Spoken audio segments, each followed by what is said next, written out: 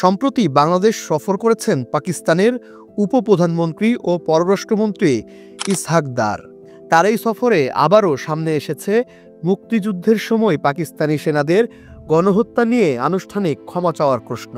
বাংলাদেশ বারবার বলে আসছে 1971 সালে সেই অমীমাংসিত অধ্যায় এখনও রয়ে গেছে, যেখানে আছে গণহত্যার দায় স্বীকার, ক্ষতিপূরণ এবং সম্পদের ন্যায্য বন্টনের প্রশ্ন। কিন্তু ইসহাক দার দাবি করছেন এসব ইস্যু নাকি আগেই দুদফায় মীমাংসা হয়ে গেছে। এখানে প্রশ্ন ওঠে, আসলে কি সত্যি সমাধান হয়েছে, নাকি পাকিস্তান এড়িয়ে যাচ্ছে ইতিহাসের দায়? চলুন এই বিতর্ক থেকেই আমরা চোখ ফেরাই বিশ্ব ইতিহাসের দিকে, যেখানে বহু দেশ গণহত্যার দায় স্বীকার করে আনুষ্ঠানিকভাবে ক্ষমা প্রার্থনা করেছে। দ্বিতীয় বিশ্বযুদ্ধের প্রেক্ষাপট থেকে শুরু করা যাক। জার্মানির চ্যান্সেলর হিটলারের নাৎসি বাহিনী তার সর্বগ্রাসী অত্যাচারের জন্য আজও আলোচিত। হিটলারের ব্যক্তিগত ইহুদি বিদ্বেষ প্রতিফলিত হয় নাৎসি পার্টির সব পদক্ষেপে।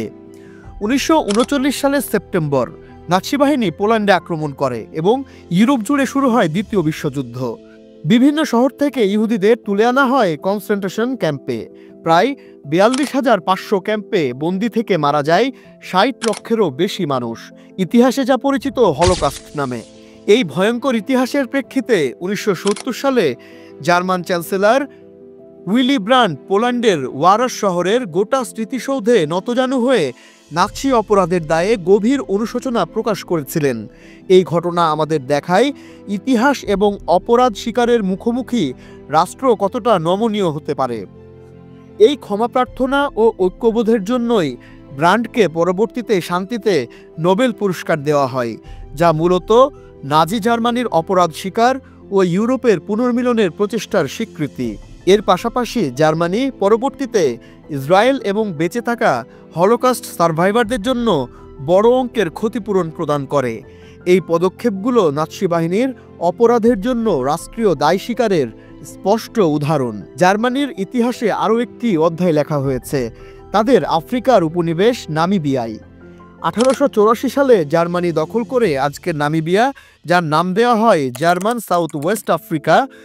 তখন সেখানে বাস করত হেরেরো ও নামা জনগোষ্ঠী, যারা ছিল মূলত পশুপালক ও কৃষিজীবী। অবশেষে 1904 সালে হেরেরোরা বিদ্রোহ করে, আর এর প্রতিশোধে জার্মান সেনারা শুরু করে ভয়াবহ গণহত্যা।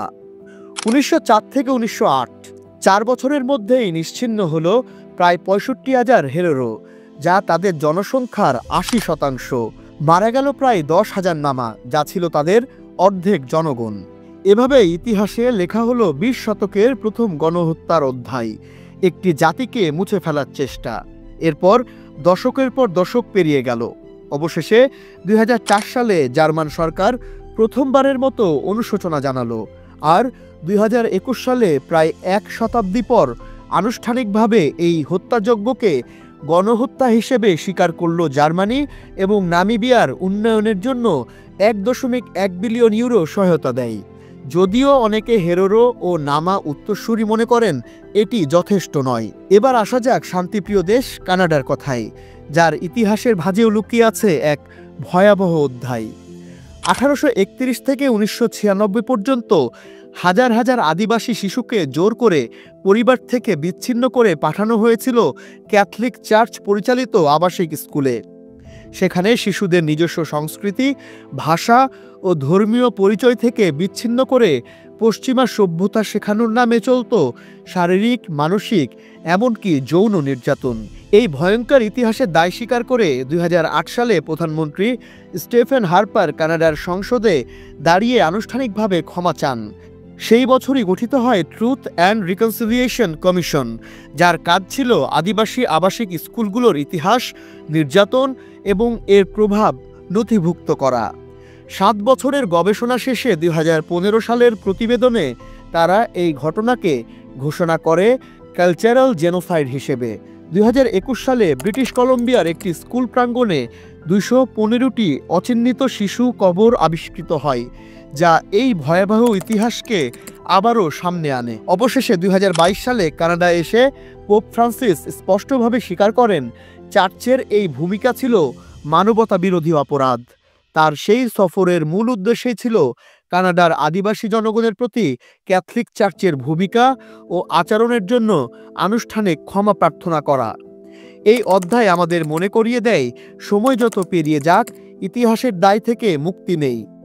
প্রশান্ত মহাসাগরের মাঝখানে ছোট্ট দ্বীপপুঞ্জ হাওয়াই, একসময় ছিল এটি স্বাধীন রাজতন্ত্র। কিন্তু 19 শতকের মাঝামাঝি থেকে আমেরিকান ব্যবসায়ী ও মিশনারিরা এখানে প্রভাব বিস্তার করতে শুরু করে।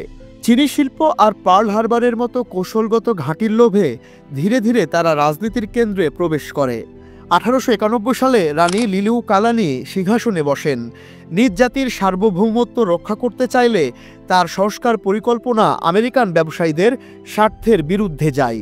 তার ফলশ্রুতিতে 1893 মার্কিন মেরিনদের সহায়তায় একদল ব্যবসায়ী তাকে উৎখাত করে।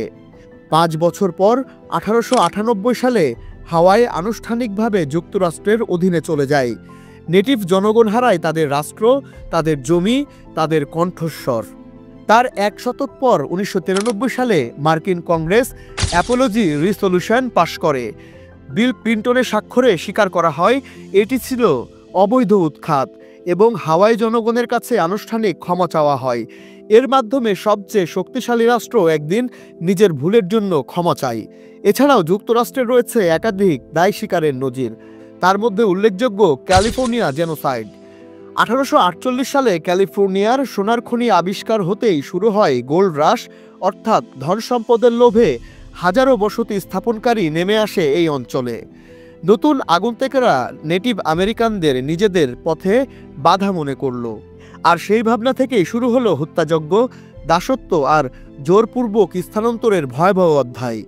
মাত্র কয়েক দশকের মধ্যেই ক্যালিফোর্নিয়ার নেটিভ জনসংখ্যা 1,50,000 থেকে নেমে আসে 30,000-এ।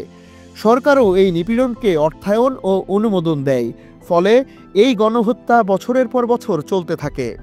176 বছর পর 2019 সালে গভর্নর গ্যাভিন নিউজম আনুষ্ঠানিকভাবে স্বীকার করেন, it's called a genocide, no other way to describe it, এবং তিনি আদিবাসী জনগণের কাছে প্রকাশ্যে ক্ষমা প্রার্থনা করেন। এবার দেখি যুক্তরাজ্যের ব্লাডি সানডে কি হয়েছিল। 1972 সালে উত্তর আয়ারল্যান্ডের নাগরিক অধিকার মিছিল অনুষ্ঠিত হয়েছিল। ক্যাথলিক সংখ্যালঘু সম্প্রদায়ের মানুষ সমতার অধিকার ও বর্ণবৈষম্যের প্রতিবাদ জানাতে রাস্তায় নেমেছিলেন। তবে তখন ব্রিটিশ সেনারা সেখানে মোতায়েন ছিলেন আইনশৃঙ্খলা রক্ষার জন্য। তারা নাগরিক অধিকার মিছিলকে রাজনৈতিক উত্তেজনার ঝুঁকি হিসেবে দেখেছিল, আর সেই ভুল সিদ্ধান্তের কারণে নির্বিচারে গুলি চালানো হয়।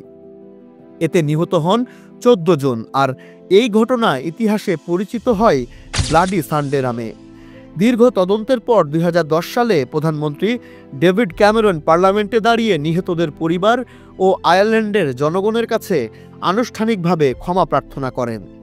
এছাড়াও বিভিন্ন দেশ বিভিন্ন সময়ে তাদের জাতিগত বা মানবতা বিরোধী ভুলের জন্য ক্ষমা প্রার্থনা করেছে, যেমন ফ্রান্স রুয়ান্ডার গণহত্যার জন্য, তুরস্ক দেরসিম হত্যাযজ্ঞের জন্য, জাপান দ্বিতীয় বিশ্বযুদ্ধের উপনিবেশিক দমন ও নির্যাতনের জন্য, আর বেলজিয়াম মেটিস শিশুদের পরিবার থেকে জোরপূর্বক আলাদা করার জন্য ক্ষমা চেয়েছে। প্রকৃতপক্ষে দায় স্বীকার এবং আন্তরিক অনুশোচনার পথ ছাড়া মানবতার ক্ষত চিরস্থায়ী হয়ে থাকে। ইতিহাসের পাতায় এটি আজও লিখিত। নেক্সট বিডির সঙ্গে থাকার জন্য ধন্যবাদ। দেখা হবে আবার অন্য কোনো ঐতিহাসিক অধ্যায় নিয়ে।